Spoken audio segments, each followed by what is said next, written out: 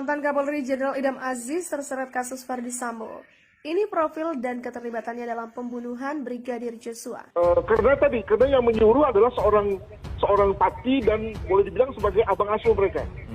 Nah, ini membuat lalu kemudian kesadaran, kemampuan berpikir kritis itu lalu kemudian menjadi hilang dan mereka ikut saja. Juga jangan lupa bahwa pada hari-hari, minimal hari-hari sebelum kasus ini terungkap, maka Pak Sambo ini kan adalah rising star loh, ya, orang kuat, orang yang diperkirakan akan menjadi the future leader of Polri gitu. Kemudian rekan-rekan sekalian, dari personil yang sudah dipatsuskannya ada 15 orang, penyidik melakukan pemeriksaan mendalam, maka terdapat 6 orang dari hasil pemeriksaan yang patut diduga melakukan tindak pidana, yaitu obstruction of justice. Secara resmi sudah menghentikan kegiatan dari Satgasus Polri.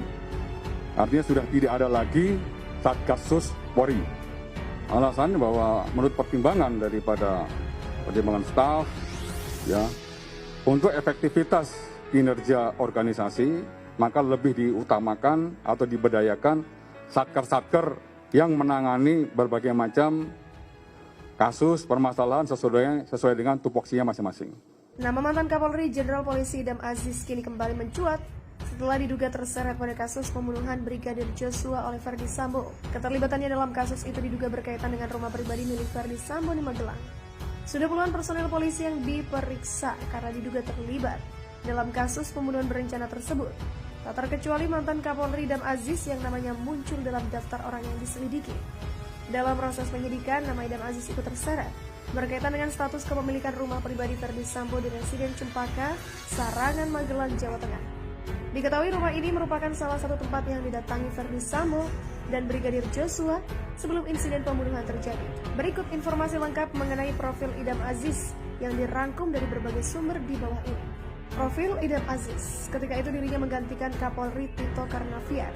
Dirinya lahir pada tanggal 30 Januari 1963 silam di Kendari, Sulawesi Tenggara. Adapun usianya kini tengah menginjak 59 tahun. Idam Aziz lahir dari pasangan Abdul Aziz Halik dan Tuti Pertiwi. Sosok Idam Aziz bukanlah orang yang baru di jajaran kepolisian Indonesia. Lulusan Akademi Polisi tahun 1988 itu menguasai bidang reserse. Dia memiliki karir gemilang dan kerap menorehkan prestasi di kepolisian. Bersama Tito Karnavian, Idam Aziz berhasil menangani berbagai kasus, khususnya soal terorisme. Salah satunya ketika berhasil mengumpulkan dalang kasus terorisme bom Bali, Dr. Azhari pada November 2005. Saat itu Idam Aziz menjabat sebagai Kepala Unit Periksa Subdit Investigasi Densus Polri. Idam Aziz mulai menempuh pendidikan di SD Kampung Solo pada tahun 1976. Setelah lulusan SD, dia melanjutkan pendidikan di SMP 2 Kendari pada tahun 1979. Kemudian setelah lulus, dia lanjut di SMA 1 Kendari pada tahun 1982. Tak berhenti sampai di situ, Idam Aziz memiliki kemauan untuk melanjutkan ke jenjang yang lebih tinggi. Setelah lulus SMA, dia mencoba seleksi tes kepolisian. Namun ternyata keberuntungannya belum berpihak padanya. Dia dinyatakan gagal dalam seleksi tes masuk Akabri Kepolisian yang sekarang dikenal dengan nama Akpol. Setelah mendapati kegagalan yang diterimanya, Idam Aziz memutuskan untuk masuk perguruan tinggi. Dia akhirnya mengenyam pendidikan di Fakultas Pertanian Universitas Halu Oleo. Tidak menyerah begitu saja, di tahun berikutnya Idam Aziz berusaha untuk mengikuti tes Akpol. Kembali, namun gagal kembali. Hingga pada tahun 1988, akhirnya ia diterima anggota Akpol. Sepak terjang Idam Aziz di kepolisian. Ia mengawali karirnya menjadi perwira Samapta Kepolisian Resor Bandung pada tahun 1988. Kemudian ia dipindah tugaskan menjadi Kepala Urusan Bina Operasi Lalu Lintas Kepolisian Resor Bandung pada tahun 1989. Pada tahun 2008, Idam Aziz berpindah tugas ke Jakarta Barat menjadi Kepala Kepolisian Resor Metro. Pada tahun 2010, dia juga pernah menjadi Wakil Kepala Densus 88 Anti Teror Polri. Kemudian ia menjadi Kepala Kepolisian Daerah Metro Jaya pada tahun 2017 dan menjadi Kepala Badan Reserse Kriminal Polri di tahun 2019. Selain dikenal andal dalam menangani kasus terorisme, Idam Aziz juga pernah dimintai oleh Tito Karnavian untuk menjadi wakilnya saat menyelidiki kasus mutilasi 3 siswi SMA Kristen di Poso, Sulawesi Tengah. Berkat kinerja luar biasa yang dilakukan Idam Aziz, Dia akhirnya diangkat menjadi Kepala Kepolisian Republik Indonesia pada tahun 2019 oleh Presiden Jokowi. Kini dia telah menjadi seorang purnawirawan Polri sejak Januari 2021 silam. Jabatan Kapolri pun telah berpindah tangan, yakni diemban oleh Listio Sigit Prabowo sejak dilantik pada tahun 2021. Itu dia profil dari Idam Aziz, mantan Kapolri yang namanya ikut terseret dalam pusaran kasus pembunuhan Brigadir J di rumah dinas mantan Kadif Propam Polri Verdi Sambo. Diberitakan sebelumnya nama Irjen Verdi Sambo terus disebut-sebut masyarakat lantaran dinasnya di Kompleks Perumahan Polri Duren 3, Kecamatan Pancoran, Jakarta Selatan. Banyak versi terkait kematian Brigadir J yang merupakan ajudan istri Verdi Sambo, yaitu Dr. Gigi Putri Chandrawati. Di sini, penulis tidak ingin mengulas kasus yang masih menimbulkan tanda tanya tersebut. Saya mencoba mengulas sosok alumnus Akademi Kepolisian 94 tersebut, Irjen Verdi Sambo, yang diketahui sebagai perwira tinggi bintang 2 pertama di angkatannya ketika menjabat Kadif Propam Polri. Sambo naik jabatan pada era Kapolri Irjen Idam Aziz. Dia menjabat Kadif Propam Polri berdasarkan surat promosi pertanggal 16 November 2020.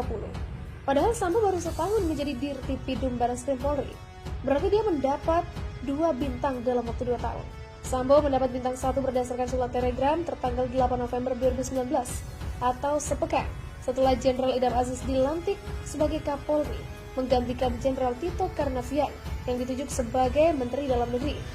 Sambo mulai terkenal di tingkat nasional ketika ikut menangani kasus racun cyanida dengan tersangka Jessica Wongso pada 2016 lalu dan bom bunuh diri Sarinah di Jalan MH Tamrin pada Januari 2016. Kala itu Sambo masih menjabat Wakil Direktur Reserse Kriminal Umum Polda Metro Jaya. Pangkat Sambo saat itu masih AKBP. Ia berdinas di bawah Komando Kapolda Metro Jaya Irjen Tito Karnavian. Dia bersama di Reskrimum Kombes Krisnamurti kerap mendapat sorotan media. Dalam perjalanannya, Sambo mampu melampaui ex atasannya itu yang masih bintang 1 hingga sekarang. Saat ini Krisnamurti masih berpangkat Brigjen atau bintang 1. Pada pertengahan tahun 2016, Sambo pindah posisi dengan mendapat promosi pangkat Kombes di Mabes Polri. Kala itu, Presiden Jokowi sudah melantik ex Kepala BNPT Legend Tito Karnavian menjadi Kapolri, Tito pun menyandang Jenderal penuh atau bintang 4. Nama mantan Kapolri Jenderal Polisi Idam Aziz kini kembali mencuat setelah diduga terseret pada kasus pembunuhan Brigadir Joshua oleh Verdi Sambo. Keterlibatannya dalam kasus itu diduga berkaitan dengan rumah pribadi milik Verdi Sambo di Magelang. Sudah puluhan personel polisi yang diperiksa karena diduga terlibat dalam kasus pembunuhan berencana tersebut. Tak terkecuali mantan Kapolri Idam Aziz yang namanya muncul dalam daftar orang yang diselidiki. Dalam proses penyidikan, nama Idam Aziz ikut terseret berkaitan dengan status kepemilikan rumah pribadi Verdi Sambo di Residen Cempaka, Sarangan, Magelang, Jawa Tengah. Diketahui rumah ini merupakan salah satu tempat yang didatangi Verdi Sambo dan Brigadir Joshua sebelum insiden pembunuhan terjadi. Berikut informasi lengkap mengenai profil Idam Aziz yang dirangkum dari berbagai sumber di bawah ini. Profil Idam Aziz, ketika itu dirinya menggantikan Kapolri Tito Karnavian. Dirinya lahir pada tanggal 30 Januari 1963 silam di Kendari, Sulawesi Tenggara. Adapun usianya kini